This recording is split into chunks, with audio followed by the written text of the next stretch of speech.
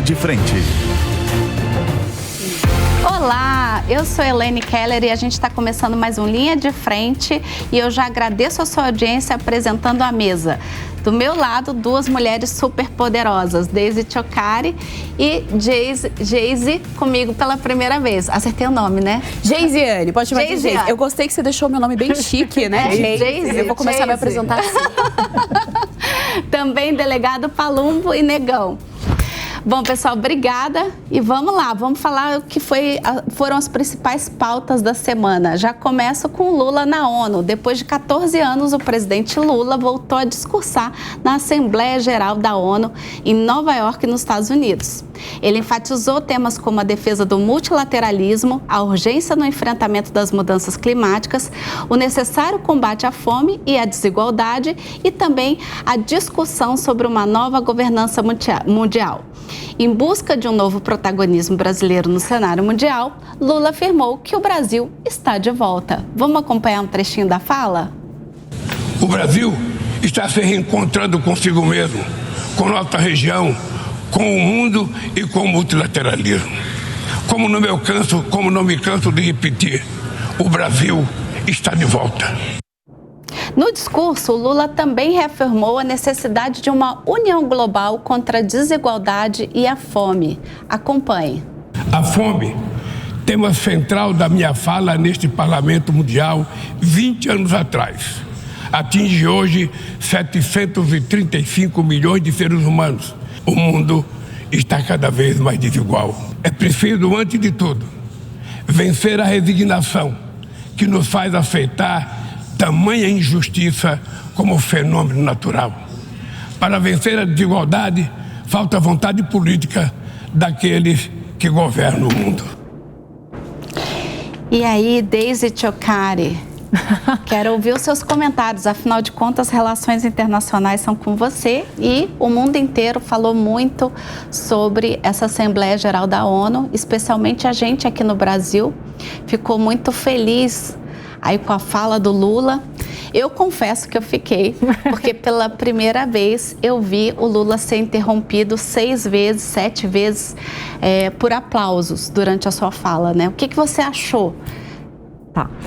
Bom, primeiro prazer estar aqui com vocês todos de novo, eu adoro essa mesa, que fique claro. Vamos lá, eu acho que tem alguns pontos. Assim, o primeiro que a gente tem que ver é que o Lula falou, teve esse protagonismo mesmo. A gente viu nos últimos anos um esvaziamento da diplomacia brasileira, um esvaziamento do lugar político brasileiro em relação aos outros países, né? Isso foi deixado bem de lado. O ex-presidente, quando participou da ONU, ele ficou muito isolado, né? O Lula, a gente sabe que teve pedido de mais de 60 reuniões, isso é um ponto muito positivo, mas aí a gente tem que lembrar alguns aspectos, assim, e aí a minha avaliação.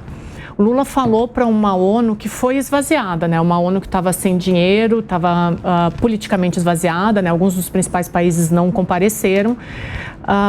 Então foi um discurso que não teve tanto poder como teve nos outros anos.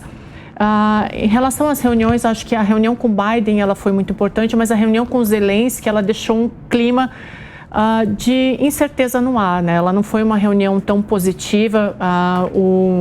Eu acho que só pelo fato de não ter saído atrito, que era como a gente esperava, né? Porque as últimas declarações do presidente Lula, elas foram bem conflituosas em relação à Ucrânia, mas... Você achou que foi fora do time? Eu tive a percepção que foi meio fora do time. A reunião com Zelensky? Que ela tinha que ter acontecido antes. Agora ficou um pouco fora do time. Sabe eu tive essa impressão. Eu acho que foi uma reunião forçada para forçar uma diplomacia, porque se a gente for lembrar o Lula, se eu não me engano foi em maio do ano passado na Time, ele falou que o Zelensky queria uma guerra para poder aparecer.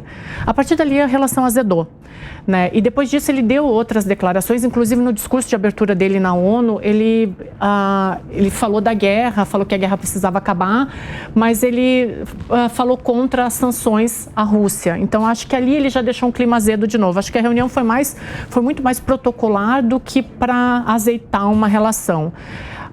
De novo, assim, saiu sem grandes arranhões. Acho que essa é a minha avaliação. Assim, o Felipe Monteiro até falou num programa do Linha de Frente, assim, o Brasil volta maior dessa reunião da ONU. E eu ainda falei, o Brasil volta da reunião da ONU. Tá certo. Negão, com você eu gosto de falar de pautas sociais, que eu sei que você é muito ligado nisso, né? O Lula tratou de 2 focos que a gente tem hoje no Pacto Global da ONU, né? Ali nos 17 Objetivos de Desenvolvimento Social, que é justamente aí... A Agenda 2030, se eu não me engano. Isso, exatamente. A questão do combate à fome e à desigualdade. Você acha que é só discurso para a ONU, ou a gente vai começar, o Brasil realmente vai começar um protagonismo nesse sentido do social, né? Eu concordo com você quando você diz assim que foi legal o discurso do Lula. Eu sei que a maioria das pessoas que assistem a Jovem Pan tem um público majoritariamente à direita, mas numa coisa a gente tem que admitir. Foi um excelente discurso. Foi um discurso excelente para uma casa que é a casa dos hipócritas. A ONU é a casa dos hipócritas. A ONU é o lugar onde líderes mundiais vão lá para discursar coisas que eles não vão fazer. Os Estados Unidos, quando colam na ONU, eles vão lá e falam tudo o que o mundo quer ouvir. No mundo real dos Estados Unidos, eles não fazem nada. O Lula fez a mesma coisa. Eu até lembro que da última vez, quando o Bolsonaro esteve lá, eu falei que ele vacilou no discurso dele. Fez aquele discurso duro, firme, a galera bolsonarista gostou pra caramba, mas naquele lugar, naquela casa, você tem que falar uma coisa e fazer outra. Minha esperança é de que o Lula faça exatamente isso, porque são sempre cobranças muito fortes contra países que ainda estão tentando o seu lugar ao sol ainda. Essas cobranças nunca são em cima dos países ricos. Na verdade, os países ricos dizem que vão fazer, às vezes assinam alguma coisa, acabam não fazendo nada, porque quem é que vai brigar com eles? Mas você não achou que agora o Lula, no discurso dele, ele muda, ele vira um pouco essa chave?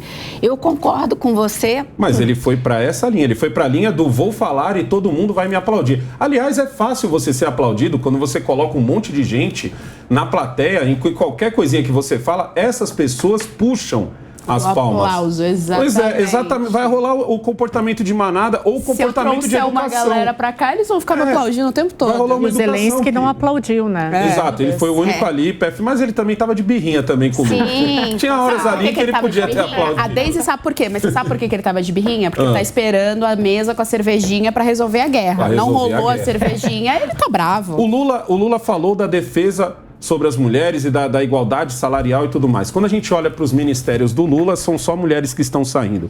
O Lula falou do combate à fome, mas no país do próprio presidente, a gente tem um problema seríssimo contra isso. Não existe praticamente nenhuma política de ajuda a que a comida chegue mais barata no mercado, para que a comida chegue mais barata nas feiras. E isso seria bem fácil de fazer, porque seria só ajudar o pequeno produtor. Ou tal MST, de quem eles falam tanto.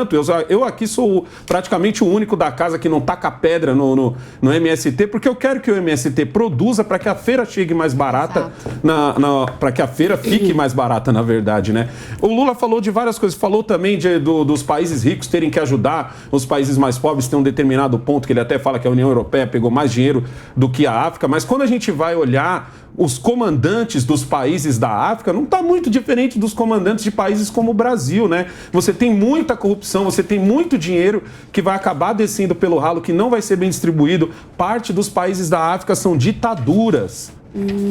Entende o que é você dar dinheiro para uma... Aliás, o brasileiro entende muito bem isso, porque a gente vira e mexe, está ajudando alguma ditadura. A minha esperança de verdade, Elaine, é que tudo que o Lula falou lá, entendeu? Ele acabe imitando os Estados Unidos ou outros países e olhe primeiro o povo brasileiro. Eu entendo que a gente tem algumas metas a cumprir para ter um mundo melhor, biriri, bororó, que legal, entendeu? Mas a gente já tem problemas aqui e agora. A gente tem problema de segurança, infraestrutura, educação e saúde. São os nossos principais problemas que fazem do Brasil um país com bilionários e gente que tem que viver de Bolsa Família, que na verdade é uma ninharia. Aproveitando o seu gancho, a conversa com Biden também foi no sentido de dignidade aos trabalhadores, né? Quer dizer, mais uma pauta social. E aí eu tô vendo você gesticular aí enquanto o Negão fala e tal. O que você achou dessas 3 pautas? Diminuição da desigualdade, diminuição da fome e a dignidade do trabalhador. Uma política global para dignificar o trabalhador. Péssima. O discurso do Lula, ele remonta... Primeiro, o Lula, ele ainda está paralisado naquela década de 80, onde tinha esse discurso do trabalhador muito forte dentro da sociedade e tal. E é engraçado, por que eu acho péssimo? Explico. Se o discurso do Lula fosse equivalente às ações, para mim seria ótimo. A grande questão aqui que se coloca é que, na prática, o que a gente tem é um aumento da máquina estatal. É um aumento de imposto, é um aumento de burocracia, de tecnocracia, que é aquilo que impede que o trabalhador consiga, vejam só vocês, trabalhar. Essa que é a primeira grande questão que eu coloco aqui. A gente pode trazer, por exemplo, o caso do imposto sindical, a volta do imposto sindical, que ele voltou. E aí, se você não conseguir, você enquanto trabalhador, se você não quiser participar da contribuição, que na verdade não é contribuição, contribuição é quando é voluntário. Se eu sou obrigada a dar a minha contribuição para o imposto do sindical, logo ele está ferindo a minha liberdade de escolha. A liberdade de escolha do trabalhador não está sendo respeitada. Então, quer dizer, a gente tem todo um aparato, um maquinário que é muito aumentado, que cresce, que é sustentado pelos impostos que nós, trabalhadores, pagamos. E o trabalhador que eu coloco aqui é o afegão médio. Eu tô falando do cara que é operador de caixa, eu tô falando do motorista de ônibus, eu tô falando do cobrador, eu tô falando dessas pessoas que sofrem muito mais quanto mais a máquina estatal está maior. Então, o discurso dele é em prol à população em vulnerabilidade, mas a prática é o inverso em relação à população em vulnerabilidade. E aí ele começa a soltar algumas coisas que não são verdade, não partem base. Aí que exato, exatamente. Por exemplo, ele falou lá com o Biden, assisti aqui inclusive com a Daisy, nós assistimos juntas. Ele falou em relação à equiparidade de salário, na igualdade de salário. Veja, o salário entre homens e mulheres não passa pelo crivo sexo, ou seja, independe se você é um homem ou mulher, ele tem relação com a sua função, com o exercício da função. E a lei da CLT, né, a lei lá atrás, ela veio do governo de Getúlio Vargas, então já tem um tempo que a nossa sociedade já tem a tal da igualdade salarial. A disparidade que tem é uma disparidade de funções, não é uma disparidade da pessoa que ocupa. Ele fala também a respeito, por exemplo, das mudanças climáticas. Eu sou da academia, eu sou socióloga, e na academia você precisa ter a liberdade do questionamento, porque senão eu não consigo fazer ciência, eu não consigo ter uma hipótese, verificar na realidade se aquela hipótese condiz com a tese que eu estou estruturando ou não. Dentro desse campo climático, a gente tem um cenário muito nebuloso em relação a essas mudanças climáticas. E o que me incomoda bastante é que quando algumas pessoas querem fazer a ciência, ou seja, querem questionar algumas coisas que já são ditas pelo mainstream como verdade, essas pessoas são marginalizadas da ciência. E isso é ruim para todo mundo, porque a gente precisa ter a liberdade para fazer ciência. Então, quando ele fala a respeito de mudança climática, de certa forma, ele endossa essa marginalização das pessoas que estão interessadas pela busca da verdade pelo método científico, né?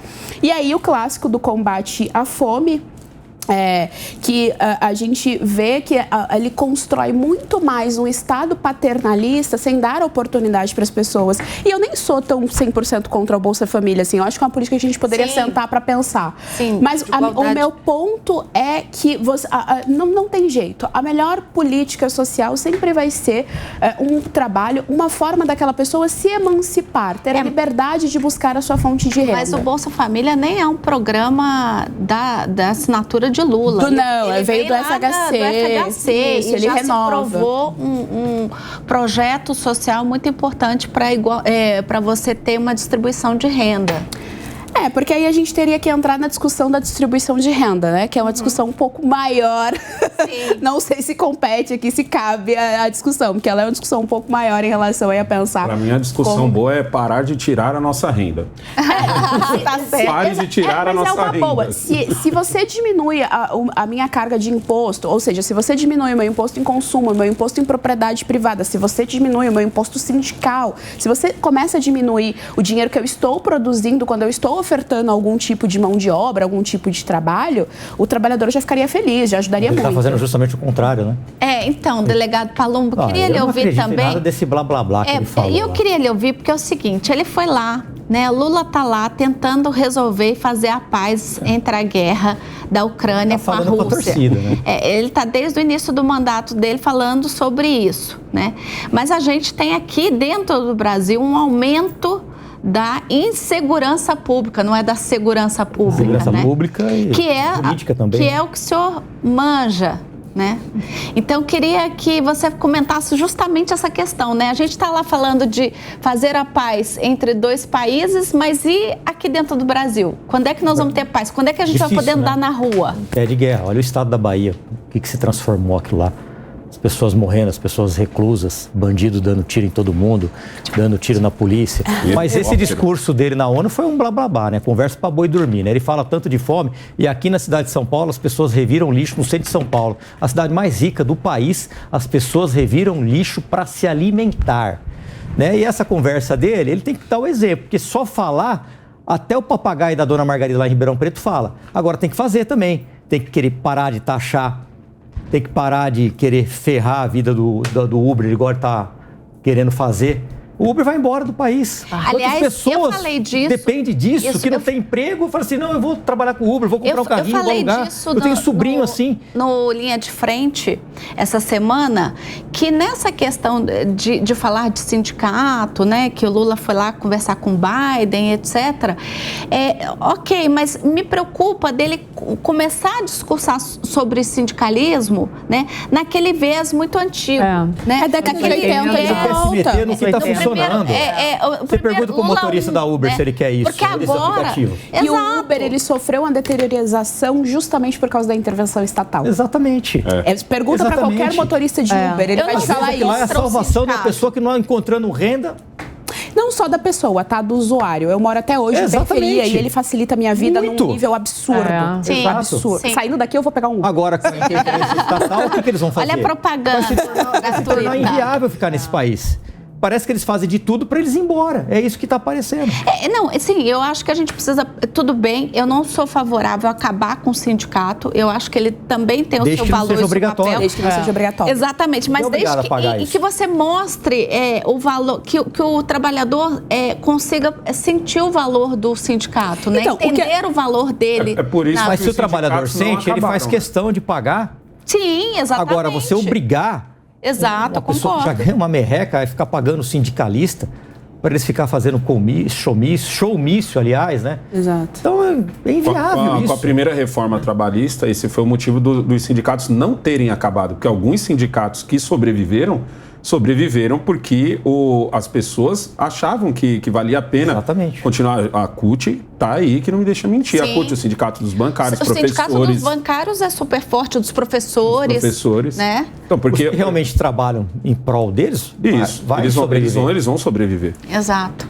Bom, só para a gente, então, fazer um fechamento aqui dessa primeira notícia da semana, vou falar com a Deise, que é nossa especialista em assuntos internacionais. Foi positivo ou não foi a fala de Lula na Assembleia Geral da ONU? No frigir dos ovos, a fala, a conversa com Biden, a conversa com Zelensky... Elaine, eu acho que foi neutra. Eu vou dar uma resumida aqui. Em primeiro lugar, assim, de novo, falou para uma ONU esvaziada, uma ONU sem poder, sem dinheiro. A reunião com o Zelensky, vamos deixar claro que o Zelensky, quando se trata de diplomacia, no caso da Ucrânia, tem que voltar uns 10 passos para falar com países como o Brasil, né? E o Zelensky, o que ele queria dessa reunião era que o presidente Lula aprovasse aquelas medidas dele de segurança energética, segurança alimentar, que não ficou acordado ao final do encontro deles, né? Então aí fica um ponto negativo. A reunião com Biden, eu concordo com os meus colegas aqui, eu acho que ela foi muito mais no campo das ideias do que efetivamente no campo da prática. Mas retoma o Brasil numa certa diplomacia, mas eu acho que tem um ponto aí que o presidente Lula não está entendendo, que meus colegas falaram aqui. A gente está muito preso nos anos 80, nos anos 90, e o presidente Lula, ele está tentando um protagonismo numa geopolítica onde o Brasil não tem condições de ter protagonismo, Elaine.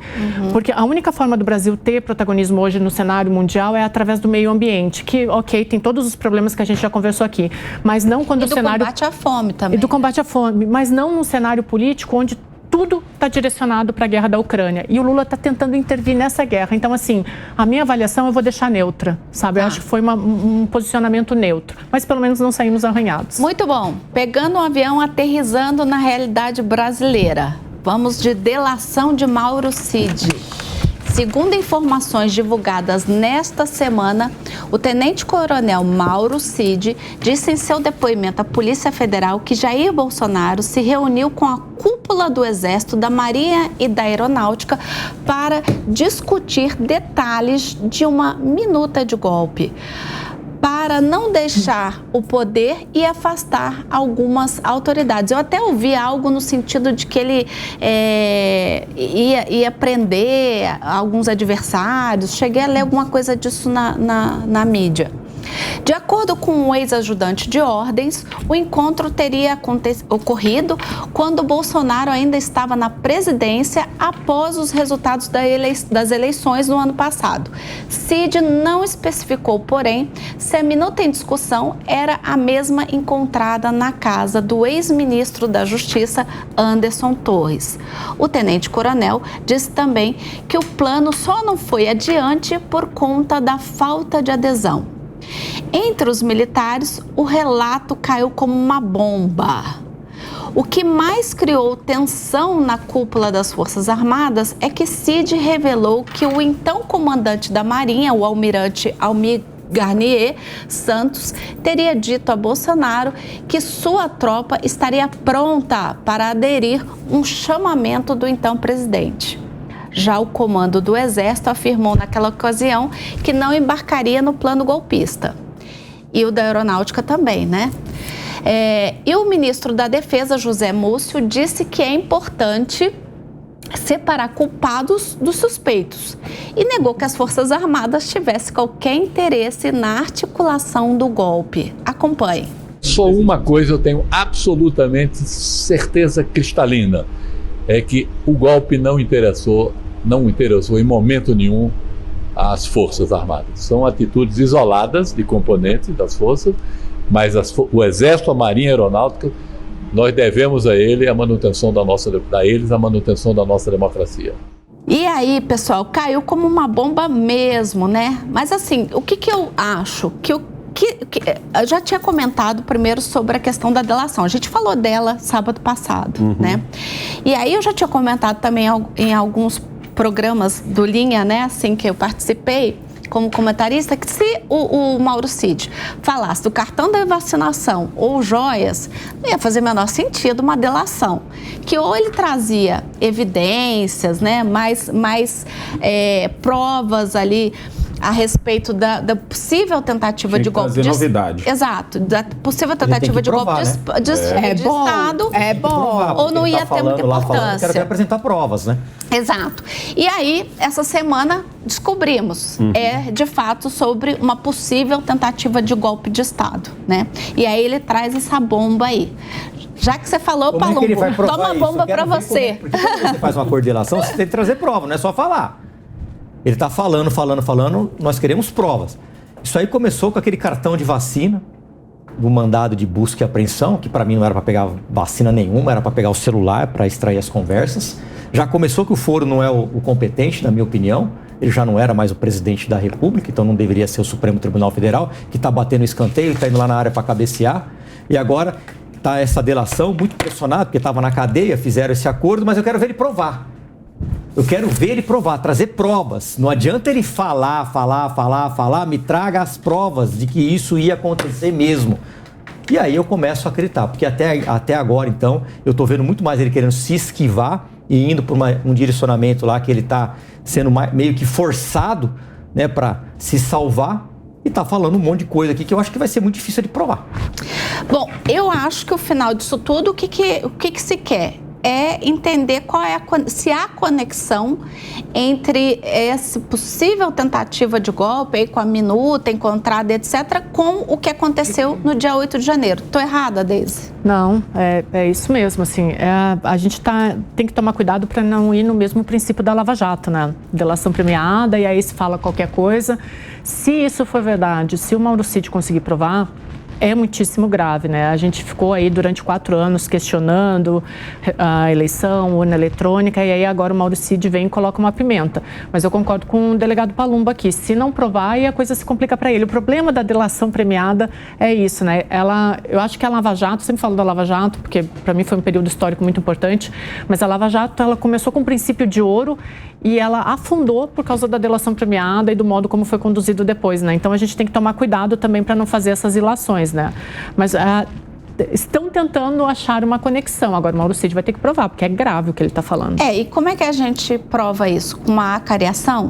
O presidente da CPI... Né? Com prova. Ele vai ter que apresentar. Ele vai ter que achar prova agora. Ele não falou? Então prova. Cabe a ele provar. Inclusive o ônus é dele, né? O ônus é dele, exatamente. Exato. Não é do quem está sendo acusado. Exato. Quando você vai até a justiça e acusa uma pessoa de qualquer coisa, qualquer crime, é quase que um atentado violento. Eu sei, então, é porque o Brasil está um pouco bagunçado, mas quando eu vou a público e acuso alguém de alguma coisa, é uma violência. Eu estou falando que aquela honra, que a moral da pessoa está em jogo. Ele tem que provar, eu concordo com Eu acho que ele não vai conseguir provar. E no Brasil tudo pode acontecer em matéria de justiça. Porque o que a gente tem visto ultimamente aí, eu não aprendi esse direito na faculdade há 20 anos atrás. Não foi esse direito que eu aprendi. Eu sou muito a favor da delação premiada, mesmo quando ela não tem provas. O que eu acho errado é quando ela fica espetaculosa. Às vezes é meio espetacular. Isso então, que eu ia falar. Porque é muito fácil eu chegar lá... vou fazer uma delação, mas aí eu acuso o outro, né? Sim. Eu sei que foi a Deise que E aí eu não vou ser é punido e eu empurro. Mas eu vejo a delação premiada como um meio dos investigadores terem um ponto para poder correr atrás desse ponto. Já por isso, ela não deveria ser nem divulgada. Ninguém deveria saber que alguém está fazendo uma delação ou não. A não ser, óbvio, se ela tivesse provas e já tivessem ido atrás das provas. Vamos pegar... Da linha de raciocínio do Mauro Cid, certo? Vamos pegar da linha de raciocínio do Mauro Cid. O que eu entendi é muito simples. Vamos supor que eu recebo a visita de um amigo e esse amigo tem aqui um plano de como assaltar o Banco do Brasil. Ele vai lá e dá o plano na minha mão assim, ó. Eu não esboço nenhuma reação para esse amigo, nem de que eu gostei, nem de que eu não gostei, nem de que é uma fanfic, nem de que eu vou assaltar o Banco do Brasil, certo? Meu amigo vai embora. Explica pra gente. Fanfic é quando você pega um filme que você gosta. Quando você pega um filme que você gosta e aí você fala assim, cara, eu poderia pegar essa história e deixar ela melhor. Aí você cria uma história em cima daquela história que já existe. Entendeu? Aí eu pego esse plano aqui para poder assaltar o Banco do Brasil, leio o plano tal, não esboço nenhuma reação. Esse meu amigo vai embora. Aí eu encontro o delegado Palumbo. Enquanto o delegado Palumbo, a gente toma um café e eu falo assim, delegado, um amigo meu me deixou esse plano aqui, para assaltar um banco. O que você acha? Já me matriculou. Entendeu? Aí o delegado Palumbo lê o plano. Meu amigo passa em frente ao café e vê que eu estou conversando com o delegado Palumbo. A delação do Mauro Cid é mais ou menos isso. Porque a minha pergunta é muito simples, Palumbo, você que fez direito. Você sabe que ele está se vingando de você, né? Porque da último programa... sábado, você chamou de Maduro. Virei ladrão de banco agora. Ele chamou de Maduro. A minha pergunta é muito simples. Delegado Palumbo, ele é delegado. Eu posso...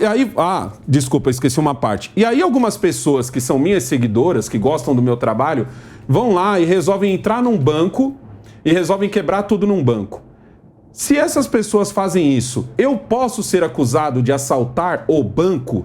Não. Se eu não fiz nada? O delegado Palumbo, ele pode ser acusado de prevaricação porque, sei lá, ele não me impediu de assaltar o banco que eu não assaltei? Como você incluiu ele mesmo está respondendo que pode.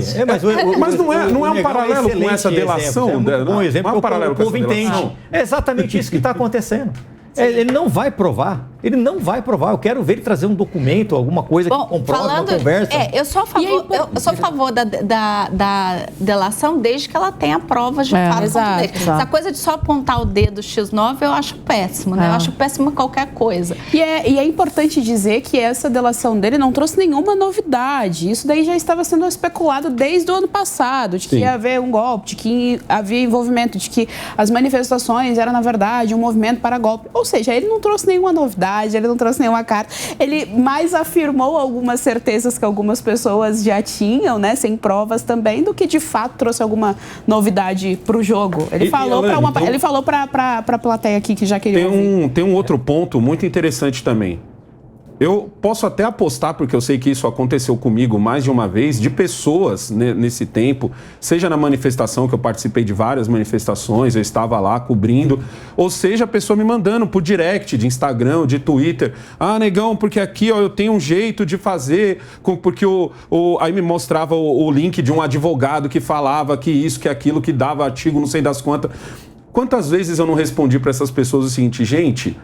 O processo está acontecendo certinho. É triste ou não? Não é, porque vocês estão falando só com a bolha de vocês não estão conseguindo ver o que tá na rua, ver o que as outras pessoas estão pensando. Exato. A rede social está colocando vocês em grupinhos. Exato. E o grupinho dá a impressão que todo mundo está falando isso. A bolha não é assim. O seu presidente hoje, queira você ou não, fique triste você ou não, aceite você ou não, chama-se Luiz Inácio Lula da Silva. Agora eu te pergunto, eu posso ser enquadrado também? Porque eu recebi mensagens de pessoas que perguntavam, nossa, negão, tem como você tá lá na Jovem Pan? Porque o fato de você estar na Jovem Pan parece que você tá dentro de Brasília, entendeu? Parece que você tá dentro do gabinete do Lula. Eles são políticos. Eu tô em dezenas de grupos aqui de WhatsApp que eu nem abro. Então eu não sei o que está acontecendo. Eu tenho um celular que tem mais de 25 mil mensagens. A gente tem que Como é que eu vou ter controle do que estão falando no grupo? Se eu não consigo nem olhar as mensagens da minha família. De custódia ali das provas. Então você vai ter que entender direitinho essas provas que vão ser trazidas para entender até que ponto isso só ficou no plano, ou até que ponto isso realmente foi... Havia ali uma tentativa, se o dia 8 é realmente resultado disso. Ainda tem muita água. Eu não estou falando nada. E mesmo que ele diga, tem muita água, a delação dele também é um ponto de partida. Por isso que eu não sou contra a delação premiada, mesmo quando ela não tem provas. Porque eu acredito que ela seja um ponto de partida para ajudar os investigadores. Óbvio que, se os investigadores forem lá e a partirem do ponto de partida que quem delatou deu, e eles falam assim, não tem nada nisso aqui que você falou, essa pessoa tem que ser punida. Sim. Porque ela não tem provas, mas ela deu. Então deixa eu botar mais fogo nessa lenha. O presidente, quer dizer, lenha nesse fogo. Bom, o presidente da CPMI do dia 8 de janeiro, o deputado Arthur Maia, negou que o colegiado vai votar a acareação de Jair Bolsonaro e Mauro Cid. O pedido foi feito pela relatora, senadora Elisiane Gama. Ao ser questionado por jornalistas, Maia foi bem direto e disse: não vai acontecer. Fecha aspas. Abre aspas e fecha aspas. Não vai acontecer. Essa senhora aí tá bateu o pé, né? Maluca. Não vai acontecer. É a mesma que queria fazer a delação dentro de uma CPMI, que tem prazo determinado, tem objeto certo, tem que acabar num determinado período, e agora ela vem com mais uma maluquice dessa. Quer dizer, vou te falar, viu? A condição da Elisiane não foi boa, não. Mas que a gente ia gostar de ver o circo pegando fogo. Não, mas não tem cabimento negócio desse. Não tem cabimento negócio desse. Nós aqui. Não dá. A primeira dela é uma delação premiada dentro da CPMI. E agora essa maluquice. Quer dizer, totalmente tendenciosa, não dá. Ela jogou muito pra torcida, né, nesse caso aí. Óbvio que esse tipo de coisa não passa, mas fica legal você fazer o seu vídeo pro Instagram, o vídeo pra sua página. E aí o trabalho não se torna sério. E aí onde a CPI acaba perdendo força cada vez mais. Exatamente. Também falei sobre isso essa semana, né? Que tem o problema da CPI é quando ela é usada para vitrine, político mesmo, né? Exatamente. Só para... Vocês sabem que, só para contribuir aqui com o que tu está falando, Elaine, as CPIs, quando a gente fala, eu gosto sempre de história, né? Então eu sempre vou dar meu pitaco aqui. Mas a gente, se for pensar, a gente não consegue falar da história democrática brasileira recente sem falar de CPIs, né? Então a gente teve CPIs que foram importantíssimas, tipo a CPI que acabou depondo o Collor, né? Que culminou com o impeachment do Collor. A gente teve CPI de anões do orçamento. A gente não pode esquecer que em algumas CPIs, grandes nomes do governo foram tirados de cena, como José Dirceu, Palocci, foi por causa de CPIs, mas elas começaram a perder o poder delas a partir da CPI do Carlos Cachoeira em 2012. Curiosamente, foi mais ou menos no mesmo momento que as CPIs começaram a ser transmitidas ao vivo o tempo todo, que a gente começou a dar muito espaço para elas. E aí os relatórios ficaram de uma página e meia, e aí não se conseguiu mais fazer uma CPI com um relatório que valesse para alguma coisa, né? Quando começaram essas CPIs nesse ano, e a gente tem que lembrar que a gente está falando de várias CPIs, eu falei aqui no Linha de Frente, nenhuma delas vai dar em nada, porque não dá, porque eles estão mais preocupados em fazer o que o Negão está falando, é um cortezinho ali para a rede social. E aí dá nisso, vira nessas bobagens que nem a gente está vendo agora. Virou a TV Justiça. Porque o governo também se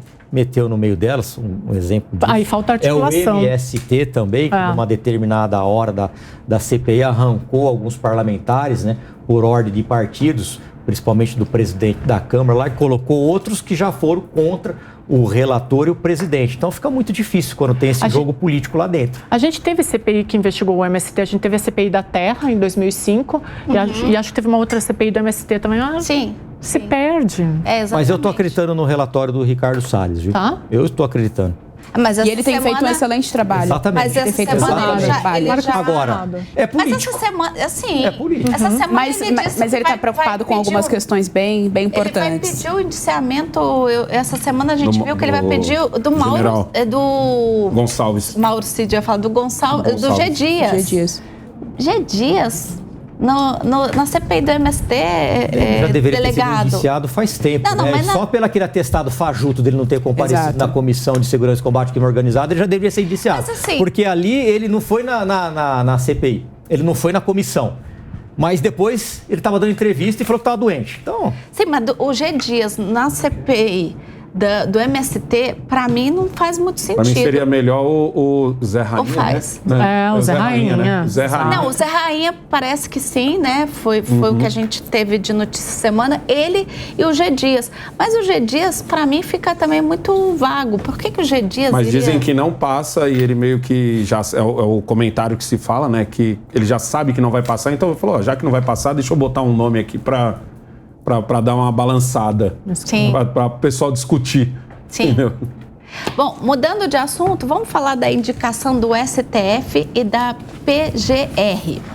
Em conversas recentes com aliados, Lula disse que caso opte pela nomeação de Flávio Dino, atual ministro da Justiça e Segurança Pública, para a vaga que será aberta no Supremo Tribunal Federal, é possível que ele indique uma mulher para o lugar do auxiliar ou para a Procuradoria-Geral da República. E aí, pessoal? É absurdo, possível? né, ele querer indicar o Dino. Por quê? Porque é político. Foi filiado ao Partido Comunista Brasileiro, ele foi juiz um tempo lá atrás. Sim, foi juiz e o viés federal. dele cai para a esquerda, mas se der um ventinho, ele cai de uma maneira que não levanta nunca mais. Vai colocar lá para quê? Para ficar perseguindo os outros? O delegado Palumbo vem sempre cheio de energia para essa mesa. A Deise disse que eu era rebelde. O delegado eu adorei. Só se ele quiser se vingar mais ainda do que ele já está se vingando, porque não é possível. Ele é político, gente. Ele é político. Ele foi juiz lá atrás, mas ele é senador, governador. Então, mas e o Pacheco? Que estava com o nome aí também na bolsa de apostas. O Pacheco, eu vou te falar. É muito político também. Também, né? Tem tantas pessoas boas para se colocar, né? Mas ele está preocupado com o Lula, ele está preocupado com ele, está preocupado com a turminha dele, com os companheiros dele. É isso que ele está preocupado. Bom, mas não está preocupado com o Brasil, não. Eu vou colocar aqui para a roda discutir, tá? A sua posição, né? Vocês não acham que Lula possa indicar o Dino para tirar ele da corrida presidencial em 2026 e deixar o caminho aberto para Haddad? Tem que se preocupar mais com o Tarcísio. Eu acho que esse pensamento existe. Dentro, Não, mas eu acho que ele não teria. Eu acho o Flávio Dino muito fraco, assim. O Boulos aí seria o Boulos ganhar aqui e ser um forte concorrente. O Lula tem que se preocupar com o Boulos. Eu não subestimo o Flávio Dino, não. Também não. O Flávio Dino tem uma coisa lacradora que funciona bem. Ele é forte nas redes sociais. Eu acho muito mais fácil o Guilherme Boulos. Eu também acho. Porque se o Guilherme Boulos leva aqui em São Paulo e Lula continua aí segurando o Brasil mais ou menos do jeito que ele está agora, o Guilherme Boulos... Assim, eu vou, aí de novo, tô que nem a Elaine, que eu vou propor uma reflexão, mas sabe o que eu acho do Boulos? Eu acho que o Boulos, ele se descola um pouco do PT. O Flávio Dino, ele faz tudo que o Lula quer. Se o Lula disser... Agora, né? Não, tudo bem. O poder revela o homem. Agora ele é funcionário. Nada é previsível, assim. Dá poder pro homem que você vai conhecer ele. Exato. Mas a impressão que eu tenho... Não, mas ele já tem poder hoje. Não, mas ele é funcionário. Se você não fizer o que eu quero, tá exonerado, sai fora. Mas ele é mais ou menos ele isso. Tem uma lealdade com o Lula. Lealdade entre político? Eu tô sendo inocente. Eu que nunca fui, ele é muito pessimista. Ele é muito turbinado. Mas eu acho que o Boulos, ele tem uma independência. O Lula, se ele for no debate com o Ricardo Nunes, ele vai destruir o Ricardo Nunes. Não, tudo bem. Não tô falando o Boulos vai mesmo. Mas sabe o que eu acho? Infelizmente. Por isso que eu torço pra terceira via aí. Veja. Mas eu acho que o Boulos tem uma independência em relação ao PT. Ele tá tão turbinado que ela tá quietinha. Porque a gente tá pilhado. Não, mas eu adorei. Eu faço coro a você. Veja, eu não enxergo o Boulos como descolado do PT e como sem força. Ele tem muito mais força, ao meu ver, do que o Haddad, por exemplo. Eu acho que ele tem uma certa independência porque ele já consegue voar sozinho sem a anuência do PT. Então, do PT.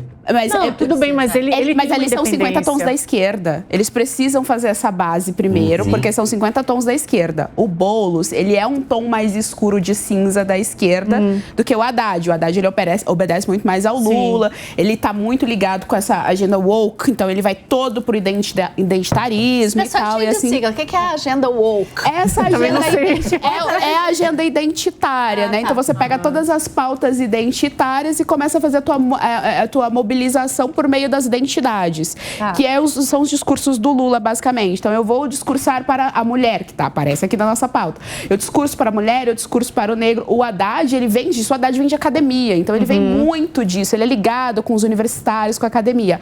O Boulos, ele já fura mais essa bolha. O Boulos, ele consegue agregar a academia, porque ele também vem de academia, mas ele consegue sair disso e falar para outras pessoas.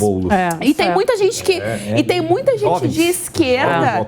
Nossa, é isso que eu ia dizer. Tem muita gente de esquerda que é jovem, não vota no PT e prefere o Boulos. O Boulos aqui em São Paulo, ele tem muita chance. Ele teria menos chance, eu acho, que se o Ricardo Salles saísse. Mas aí, né, acabou tudo. Eu não acho que o Nunes tem poder para enfrentar. Não é o mesmo público, né? Mas se você tem um apelo popular, você tem uma popularidade, você tem um apelo popular... A cidade de São Paulo é de esquerda. A gente tem que lembrar isso. A nata é de esquerda. Talvez seja por isso que o Valdemar quis colocar a Marta.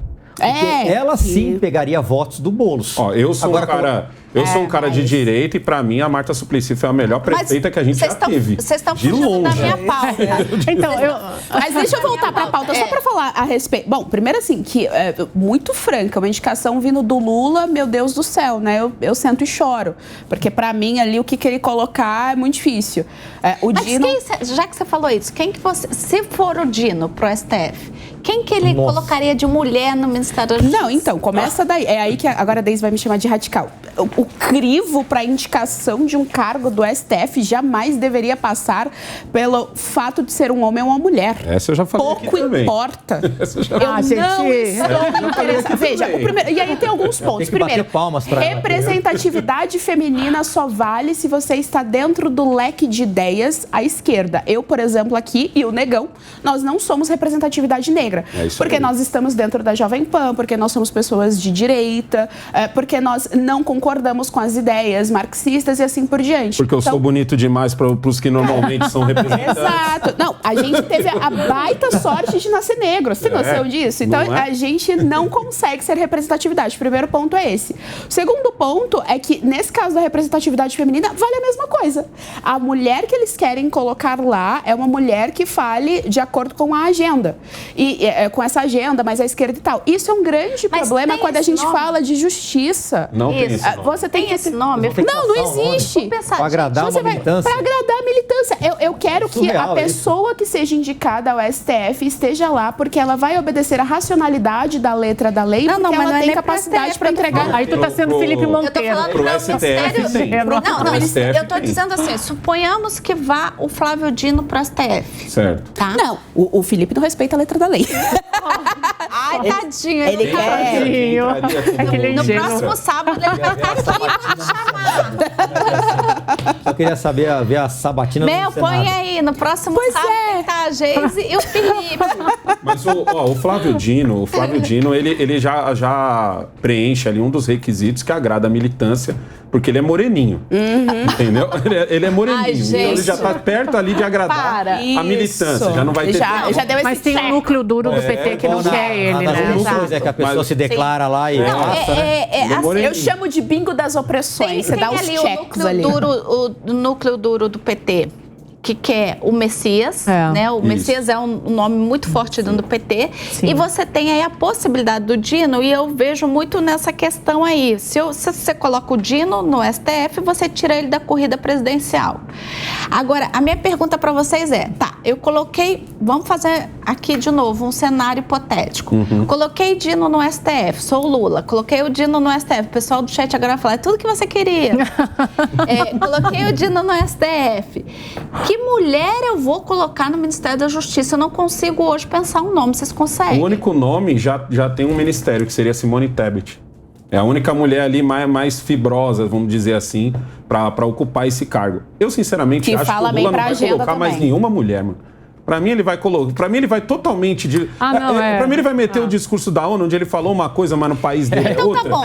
Digamos que Fala não uma seja coisa, mas não mulher. faz, né? Ok, Ele fala e não não vai ser faz. mulher. E quem poderia hoje assumir o Ministério da Justiça? E aí vai ser um leilão no Centrão. Aí O leilão, Adorei. o leilão do Centrão vai vir babando. Adorei o leilão do Centrão. Justiça sobrando. Eles querem poder, cargo, Imagina, Deise, emenda. Ministério da Fica, ó, um monte de urubu assim, ó, mãe. emenda. Se eles fizeram o que fizeram com o esporte, que tem um orçamento pequeno. É verdade? Boa, é exatamente Parece um aquário isso. aqui lá, joga isso lá, bota isso aqui, volta aqui. Volta aqui, que a emenda sai. Eu quero ver sábado que vem esses dois e Felipe nessa mesa, gente. Isso foi divertido.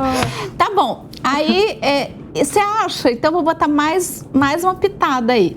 Eita. Você acha que nessa briga pode entrar até o PL, querendo apoiar o governo para abocanhar o O Ministério da Republicanos já Já foi, tá né? de olho. O Republicanos já entrou aí nesse jogo. Eu acho. Eu falei no programa do Pânico, eu era vereador ainda, no final do ano, eu falei assim, vocês estão animados com a oposição, um monte de bolsonaristas, uma ova, foi exatamente isso que eu falei, uma ova, a maioria vai se vender rapidamente. E já está acontecendo isso. A oposição, lamentavelmente, está diminuindo. Muitos não aguentam pressão. E você não sofre só pressão para votar o que eles querem.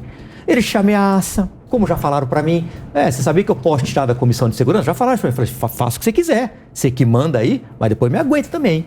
Eu sou um chato pra caramba, vou ficar no seu pé durante 4 anos, o Brasil inteiro vai saber o que você fez. Faça o que você quiser. Agora, tem deputado que não aguenta pressão. Sim. Eu voto de acordo com os meus princípios. Exato. Não tô nem aí se é do lado direito, do lado esquerdo. Se for bom pro povo, o destinatário final, de quem é a lei? O povo.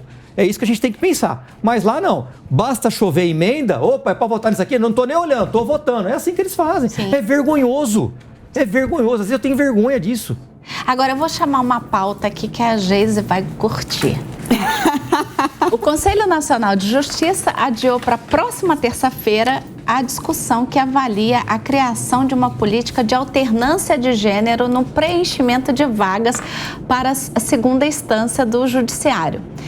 Em outras palavras, essa nova norma estabeleceria a intercalação entre homens e mulheres conforme a abertura de vagas para os magistrados de carreira. O conselheiro Ricardo Painquim pediu vista, por isso a votação foi adiada. O placar está em 3-0 para a implementação da regra, Geise. É porque eu não tô lá para votar, senão ia estar 3-1. Se aprovado, o texto passa a valer em janeiro de 2024 e a primeira vaga aberta deverá ser preenchida pelo magistrado de gênero, distinto do último promovido. A ideia é que a regra seja mantida até que cada tribunal alcance a proporção entre 40 e 60 por gênero. Acho super bacana essa medida.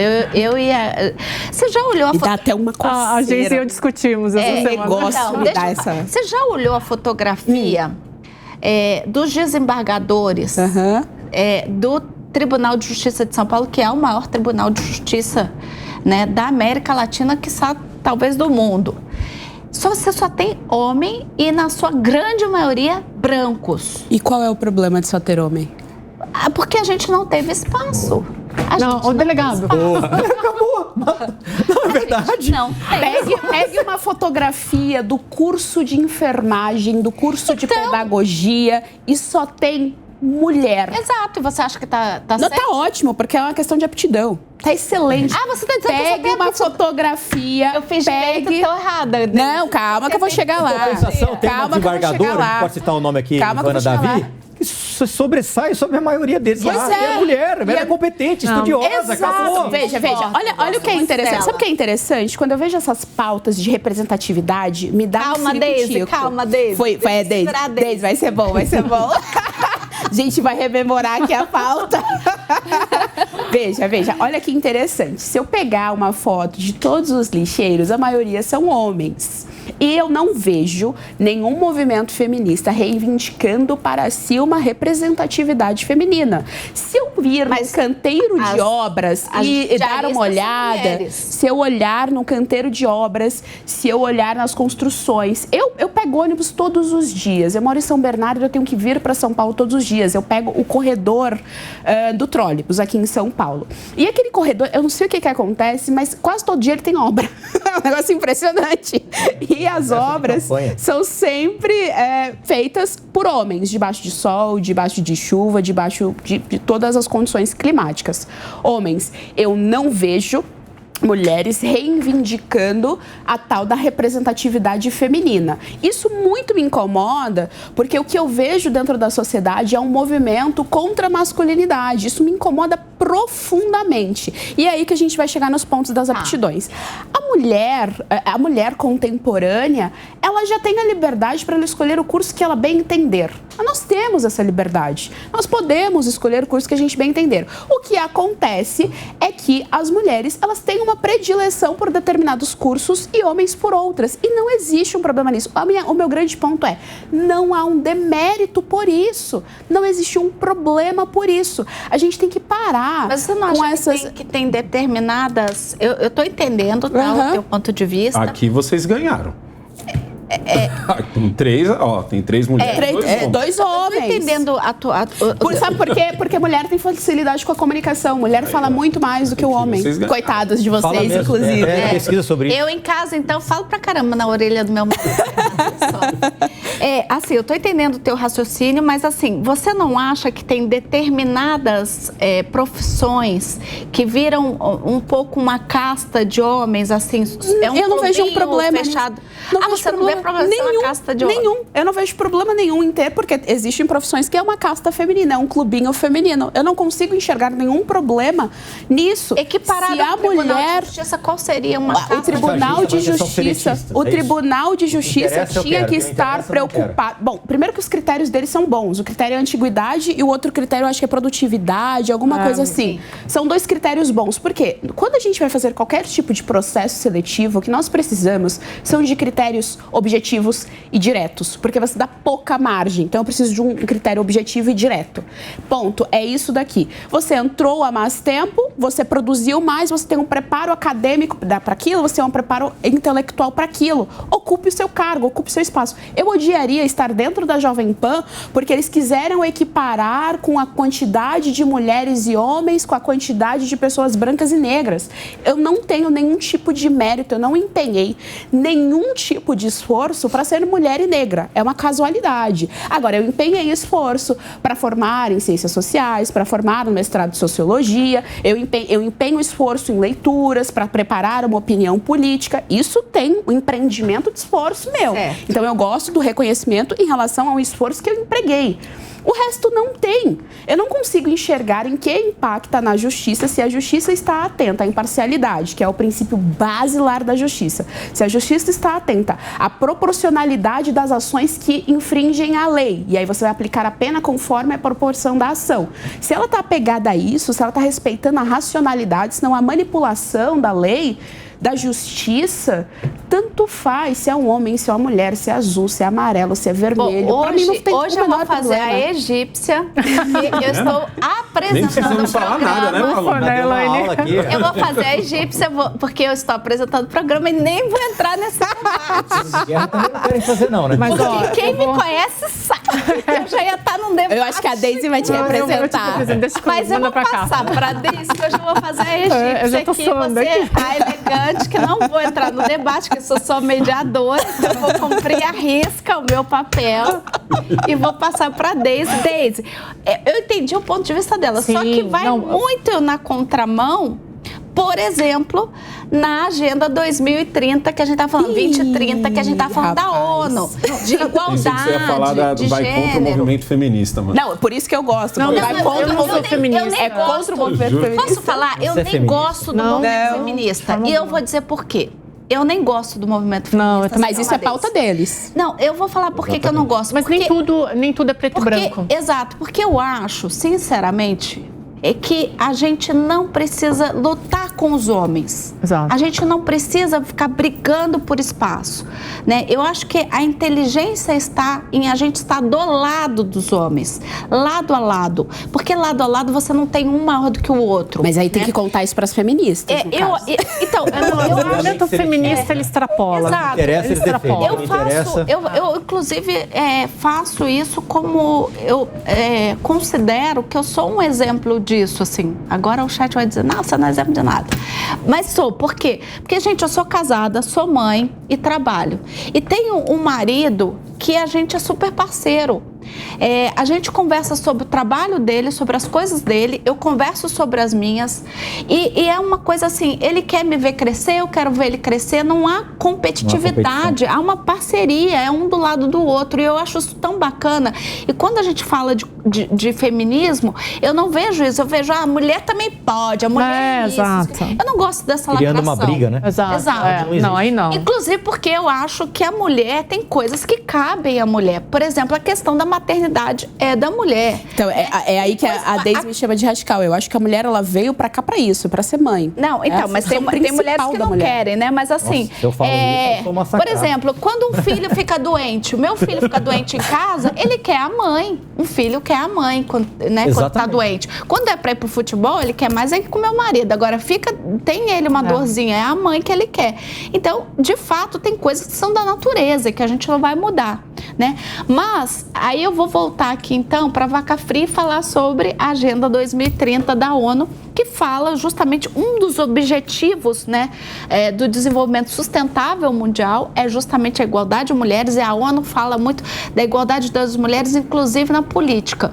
E isso vai muito na contramão do que a nossa amiga aqui está falando. Então, eu vou passar a bola para você. Não, eu entendo os pontos da Geise e eu até concordo com algumas partes, mas assim, te ouvindo falar, aí agora eu vou ter que chamar o Felipe para cá. Mas quando a Geise falou assim, ó... Reforço. Não, ele pensa um pouco diferente de mim, mas quando a Geise falou assim que não é necessária essa equiparação, por exemplo, que nem aqui no CNJ está falando 60-40, que não é necessária essa equiparação, contanto que tenha critérios objetivos e diretos, que foi o que tu falou, que eu até anotei, aí me parece que tu está vivendo no fantástico mundo de Felipe Monteiro, onde as coisas dão certo. Ô, coitada, a orelha dele tá ficando vermelha. Porque se fosse assim, aí a gente não precisaria entrar nessas pautas, Geise. Eu acho que se as coisas fossem corretas como tu quer, a gente não precisaria ter essa disputa. O que eu não consigo entender é assim, ok, há disparidade. Há disparidade. muito forte, histórica. É inato à natureza humana a diferença. É inata à natureza feminina e masculina a diferença. Portanto, se nós vivemos em coletividade, veja, a natureza ela precede a cultura. Tudo certo? bem. A natureza ela vai dar base para... É conceito filosófico aqui, talvez fique muito aéreo, mas é isso, a natureza humana precede a cultura. Então, aí eu queria só botar em A disparidade, ela é um processo natural. O que eu não consigo entender, o que eu não consigo entender é vamos ser objetivos aqui. em termos de justiça, em termos de função e objetividade do órgão, em que impacta ser um homem ou uma mulher? Impacta muito. Então, vamos lá. Tá, mas aí só vou pegar um gancho dela. Aí tu falou assim, eu tô falando da natureza. Então, por isso que a gente não vê uma mulher lá num canteiro de obra debaixo de sol. Bingo, porque a gente tem aptidões diferentes. Mas Exatamente. Não, mas peraí, mas gente. na inteligência, não. Aí a gente está ignorando Então, o algumas coisas cérebro históricas. feminino e masculino são diferentes. Não é uma questão de capacidade cognitiva, é uma questão de diferença de cognição. Não, gente, olha aqui, ó. O próprio CNJ proibiu, a partir de 2021, o CNJ proibiu que não possa se fazer entrevista separado com mulheres, porque as perguntas sempre são direcionadas. Você pretende ter filhos? Você vai casar? Você já tem filhos? Como que você cuida deles? Então, a partir daí já tem uma diferença entre homens e mulheres. Ué, inato, certo? Mas aí prejudica as mulheres na seleção. E não entra a meritocracia que vocês tanto estão defendendo. Pra Daisy concluir, porque daí depois a gente tem que ir para um break. E os meninos nem vão falar, porque aqui é ótimo que você carrega no Columbo também. Então, aí já começa uma diferença. Eu não defendo que as mulheres cheguem em postos de comando simplesmente porque são mulheres, mas por meritocracia. Mas a partir do momento que o próprio CNJ reconhece que não se deve fazer entrevistas separadas porque acontece esse tipo de discriminação, aí está errado. O senhor, delegado Palumbo, com todo respeito... Você está me colocando... Ele assustou, ele é com medo agora. O senhor trabalha eu trabalhei 10 anos em Brasília, na Câmara dos Deputados. O senhor trabalha num dos ambientes mais machistas que existem. As mulheres lá, elas são preteridas em relação aos homens. Eu sei que o senhor não faz isso, eu sei que o Coronel Telhada não faz isso. Tive o prazer de conviver com o Coronel, um cara excelente. Mas existe essa diferença entre homens e mulheres. Aí vamos lá para a academia, de onde nós viemos. Porque ambientes mais públicos, mulheres lá, então, veja, ganhar uma eleição. Vamos lá. Não, mas o ambiente é machista. Ambientes públicos, eles são mais ríspidos. Se você... Veja, a gente... Perdão, você quer concluir, né? Perdão, Daisy. Não, imagina. Aí vamos lá. Eu tô dando exemplo. Que as mulheres ganham as eleições. Como é que as mulheres vão entrar naquele ambiente machista não, quando tu fala... Não é assim. O país tem mais mulheres. Aí as mulheres, o país tem mais mulher. Não. As mulheres, quando chegam em centro de tomada de decisão, elas vão para a comissão de educação, elas são preteridas. Tem a cota, é só você concorrer, ter votos e ganhar. As cotas que falharam. Mas é só você concorrer. Daisy, você sabe qual que é o problema? A cota falhou. Porque as mulheres não querem. Porque existe corrupção. Porque, gente, pelo amor de Deus, porque é um dos ambientes mais machistas que existe. Mas aí duas coisas. É bom, você trouxe excelentes 2 pontos. Veja, maternidade... Peraí, deixa eu concluir aqui. Vamos lá. A igualdade para concorrer é diferente de cadeira reservada.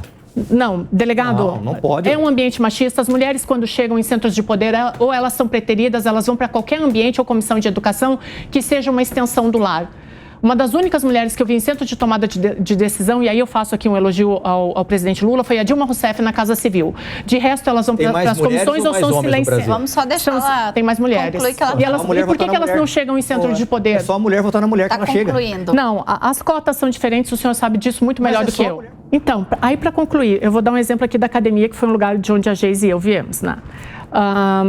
Na academia, tu tem ali o currículo Lattes, que é onde tu coloca as tuas publicações. As mulheres, e várias colegas minhas já reclamaram que quando elas têm filhos, elas tiram o período de licença maternidade, naquele período elas não produzem, a nota delas cai, e aí elas não conseguem ter o destaque ou para dar aula, ou para participação de congresso, ou verba universitária. Então, existe uma diferença e ela precisa ser equiparada. A gente nem está falando de igualdade aqui no caso do CNJ, a gente está falando de 60-40. Então, só para concluir, esse assunto que me tirou um pouco do sério, eu sou a favor de 60-40. Desculpa, Daisy, ter tirado Daisy, mas sabe o que incomoda pra mim? É porque assim, você mencionou aí o filhos e a maternidade. Essa sociedade contemporânea, com o advento do movimento feminista, o movimento feminista ele é um movimento cultural. Para mim, ele é um movimento identitário que mais deu certo, porque ele foi o que mais conseguiu se infiltrar dentro da cultura e, portanto, ele é pulverizado. Assim, e as pessoas reproduzem o feminismo sem sequer saber que são feministas, o que é interessantíssimo, que, assim, é exitoso, vale a pena estudar como o movimento feminista fez isso para fazer também. Mas veja, o movimento feminista enfiou na cabeça da mulher contemporânea que ela pode ter tudo e ela não pode. Por uma questão muito simples, é impossível você abraçar todas as atribuições. A vida pública, a vida de trabalho exige muito de qualquer ser humano, não só da mulher, exige também bastante do homem. Então, quando ela vai ter filhos, que é também uma coisa que exige pra caramba da mulher, é óbvio, fica impossível. Não tem como eu ter duas atividades. Eu adoraria continuar nesse papo. Rapidinho. Eu só quero agradecer o Tutim e a Mariana por essa oportunidade. E a Mel, né? A gente tem uma diretora que é mulher. Essa oportunidade que eu tive hoje de assistir aqui de perto, esse xadrez verbal aqui, ó. Kasparov. É verdade. E agora a gente vai falar de um assunto que merece ser polêmico e merece ser tratado nessa mesa com a seriedade que o tema exige de nós, porque infelizmente um vereador falou das pessoas com autismo de uma maneira muito vulgar, muito chula, muito triste, muito lamentável. E é isso que eu quero trazer agora para essa mesa. Ao citar o caso da atriz e cantora Letícia Sabatella, que revelou ter sido diagnosticada tardiamente aos 52 anos com transtorno do espectro autista, o presidente da Câmara Municipal de Jucás, no interior do Ceará, que é do PDT, afirmou que o autismo é curado na peia, na chibata. Que deplorável. O vereador disse que teve o transtorno na infância, mas afirmou ter sido curado por seu pai a partir de agressões físicas. Acompanhe. Pela declaração que os artistas, os autores lá, tá rondando, eu digo, acho que eu era autista, só porque meu pai tirava autista na peia. No meu tempo tirava autista era na chibata. Porque eu era um menino meio traquino. Quando eu escuto um negócio desse, eu tenho certeza que a imbecilidade humana não tem limite, né? Exatamente. O cara quer o quê? Lacrar com uma fala nojenta dessa? Eu vou falar nojenta, deplorável, asquerosa, para não falar outra coisa muito pesada que eu gostaria, mas que o telespectador não merece que o desrespeite. Isso aí, Elaine, infelizmente, isso daí é reflexo um pouco da população que a gente tem. Porque vamos pensar bem, esse homem não chegou ali de graça. Ele não simplesmente levantou a mão e disse, eu quero ser vereador, e alguém deu esse cargo para ele. Ele foi eleito. Ele foi eleito vereador, e isso faz com que a gente comece a pensar também quantos outros políticos a gente tem desse mesmo calibre.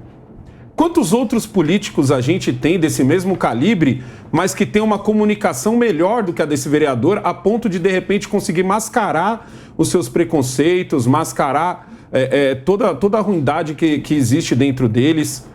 Gente do céu, você falar em pleno 2023, você vir dizer que qualquer problema, qualquer condição mental você possa curar na base da chibata, ou sei lá, com banho frio, falou, né? Da peia.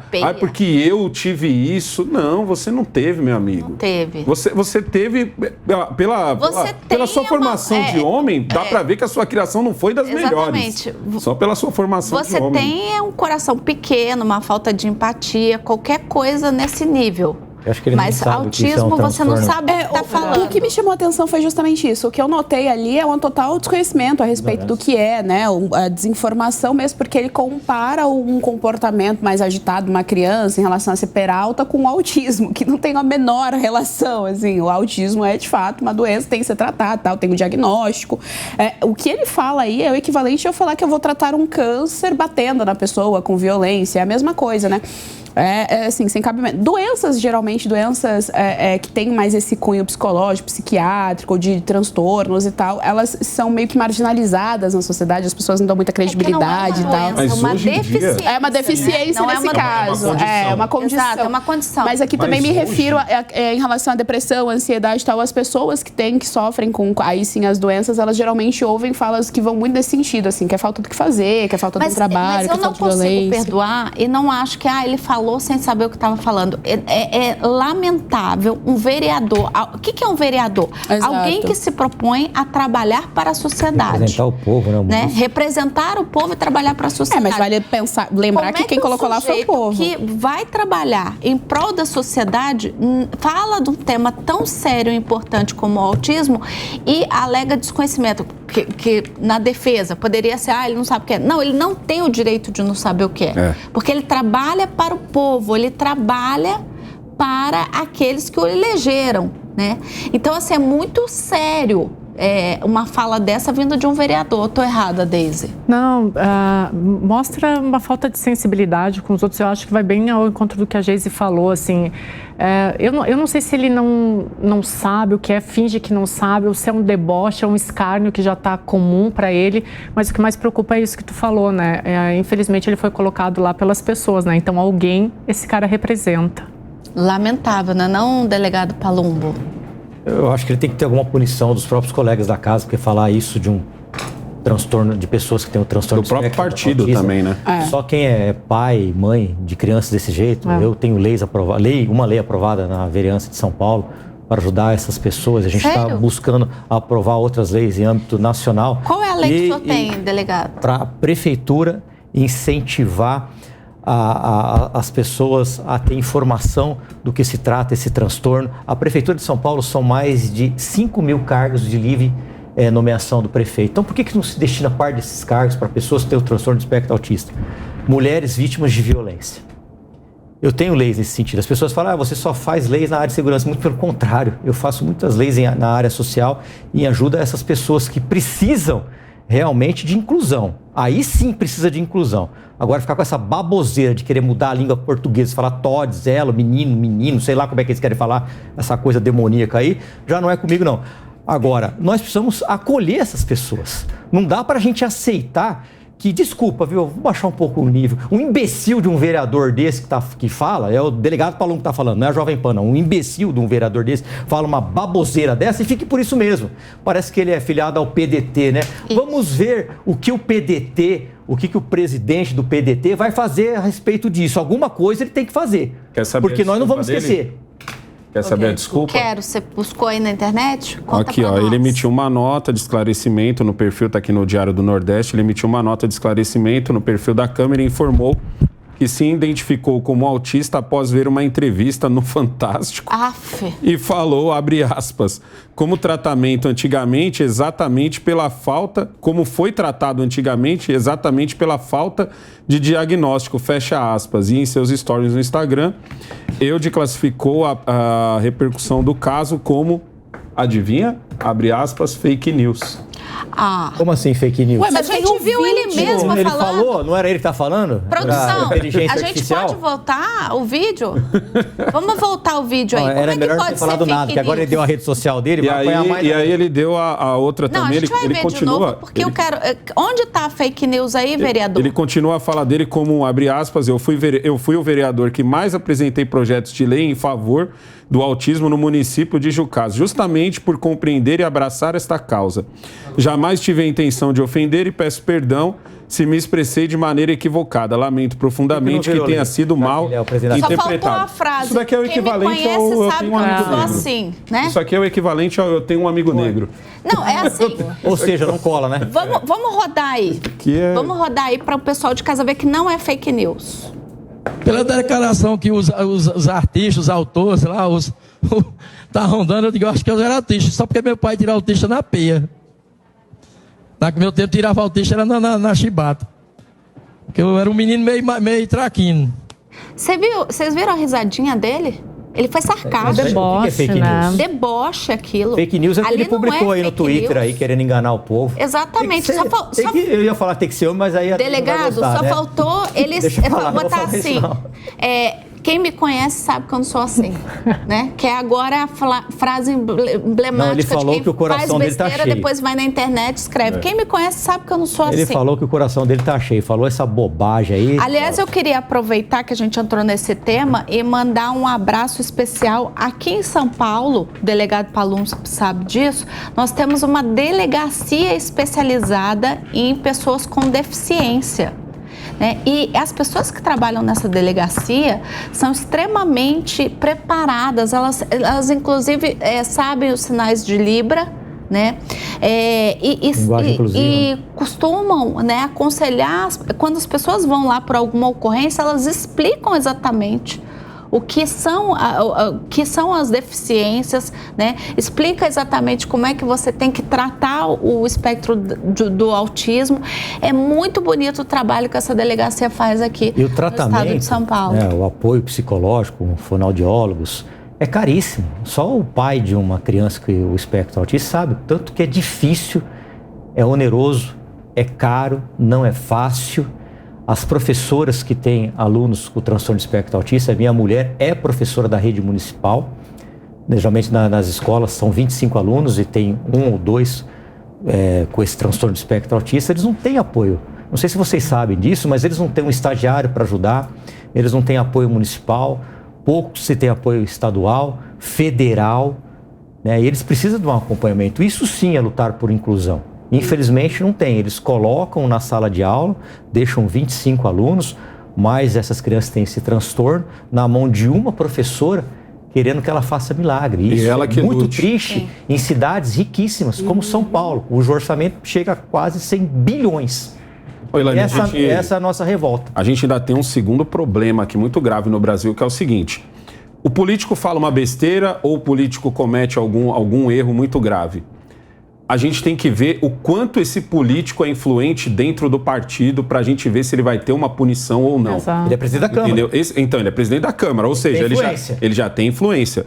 Ele é do PDT. Então, tem que ver o quanto ele é importante ao PDT, o quanto ele é fechado com o PDT. Porque hoje em dia, a gente tem alguns partidos políticos que entram, mas eles não são tão fechados assim com o pai. A gente tem um exemplo aqui na mesa, que é o caso do delegado Palumbo. Eu fechado com o meu partido, eu voto no que eu acho que eu tenho que votar. Então, aí nessa hora a gente, ao invés de todo mundo ter a punição quando você faz a besteira, todo mundo ter que ser punido pela besteira que falou, não.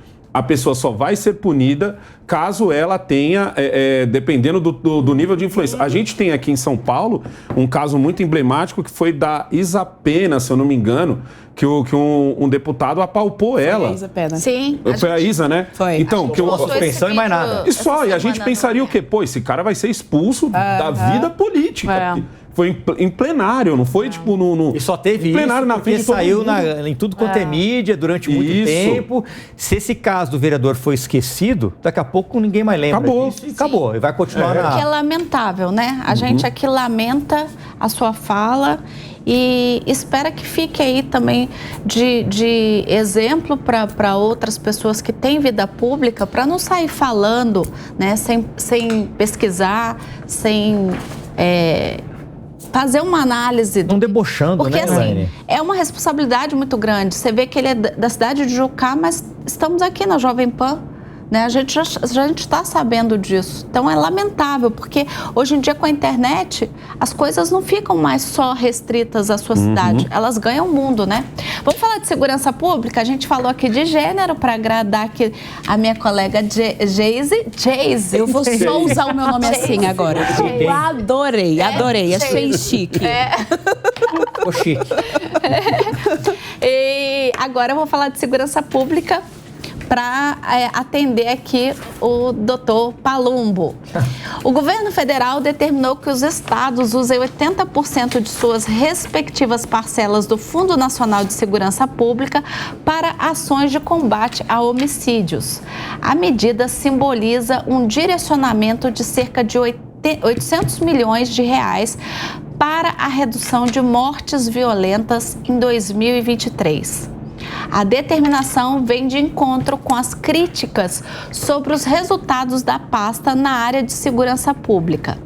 Neste ano, a parcela do Fundo Nacional de Segurança Pública será de mais de 1 milhão. Além dos 80% para o combate de homicídios, 10% deverão ser destinados para ações de enfrentamento à violência contra as mulheres. E os outros 10%, a melhoria de qualidade de vida dos profissionais de segurança pública. Delegado Palumbo, já passo para o senhor a bola. Quem diminuiu os homicídios em São Paulo não foi os governos anteriores. Não foi. No ano de 2001, 2002, eu trabalhei no Capão Redondo e ali era conhecido como Triângulo da Morte. Capão Redondo, Jardim Ângela e Parque Santo Antônio. Num plantão de 12 horas, eu cheguei a fazer mais de 10 locais de homicídio.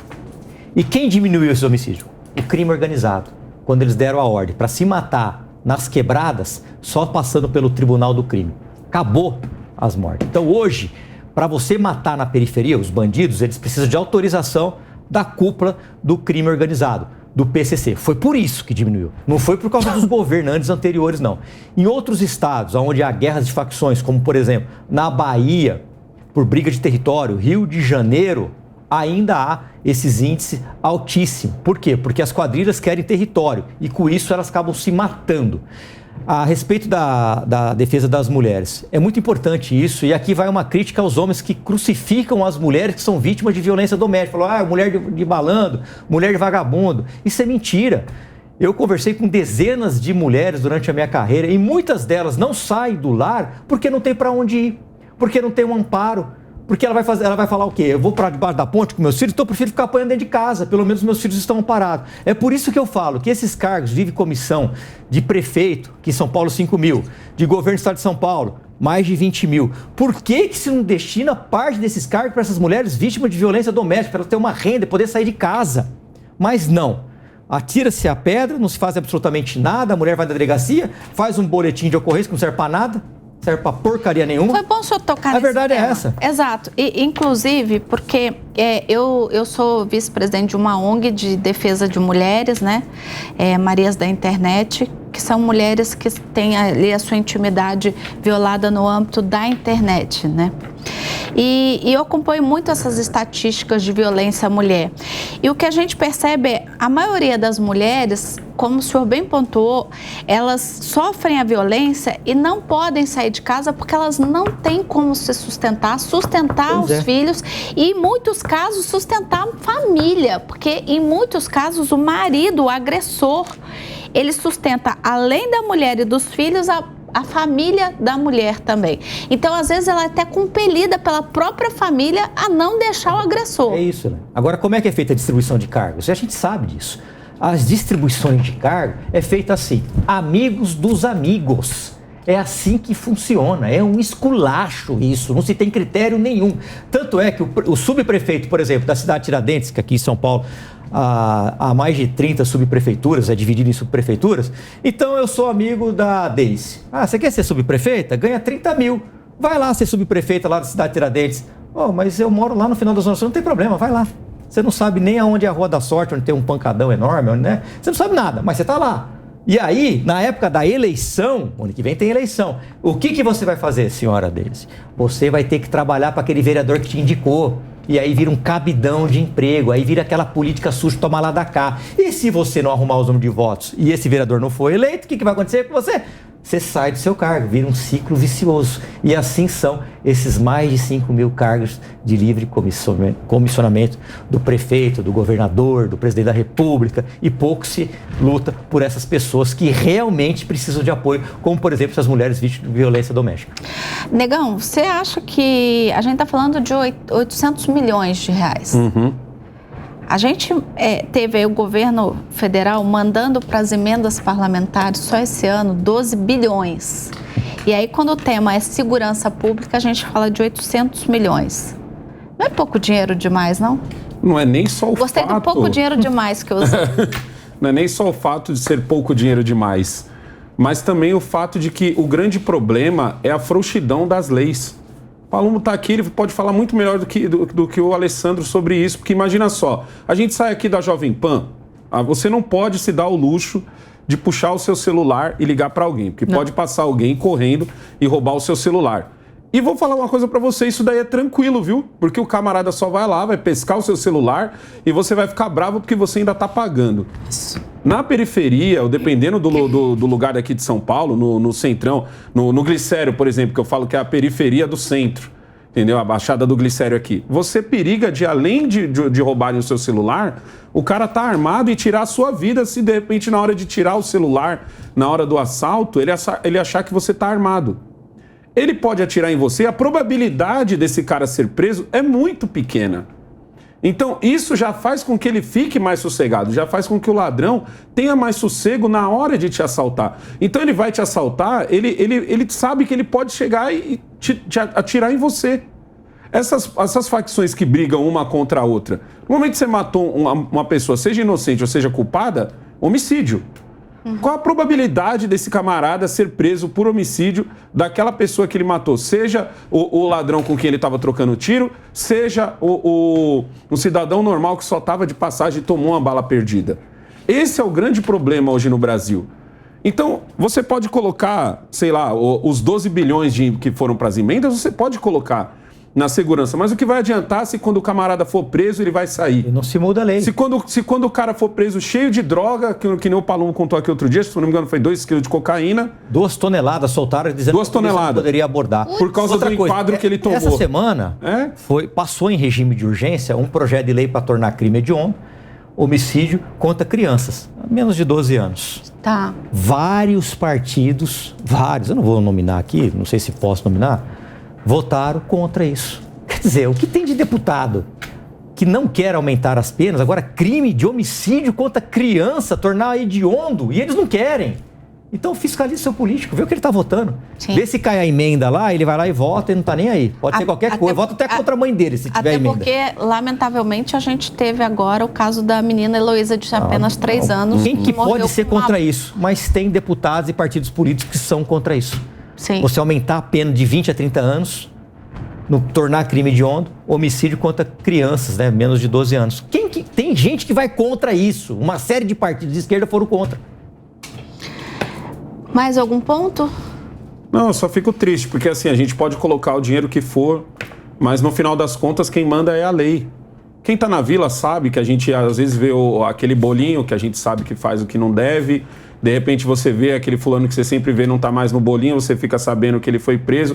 3 meses depois ele tá na rua, 6 meses depois ele tá na rua. 24 saidinha horas. De Natal, saidinha de Dia das Mães, saidinha de... Sim. Entendeu? O cara tá na rua. Então o bandido comete o tanto de crime que ele comete, esse tanto de homicídio que acaba acontecendo, é porque ele sabe que a pena é frouxa. E às vezes não é nem a pena que é frouxa, porque se ele for pego, se ele for preso e tal, ele nem vai cumprir todos. Quantos crimes super horríveis a gente tem que ficaram famosos, o camarada saiu com pouco tempo, entendeu? Mas tem um outro problema que é o seguinte, e para ele às vezes nem chegar a ser preso, ou ser preso e sair primeiro que o polícia. Tá o caso do Alexandre Nardoni. Aí. Pessoal, eu adoraria continuar essa pauta, não é? Passou tão rápido, né? O programa foi bom. Tiramos. Queria muito te agradecer, adorei fazer esse sábado com você. Queria agradecer demais a todos vocês, a minha amiga Daisy.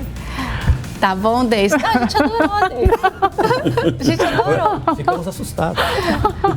Sábado que vem, se Deus quiser, teremos Felipe aqui na mesa. Felipe precisa responder, né? Exatamente, porque assim, ele já deu troco no delegado Palumbo.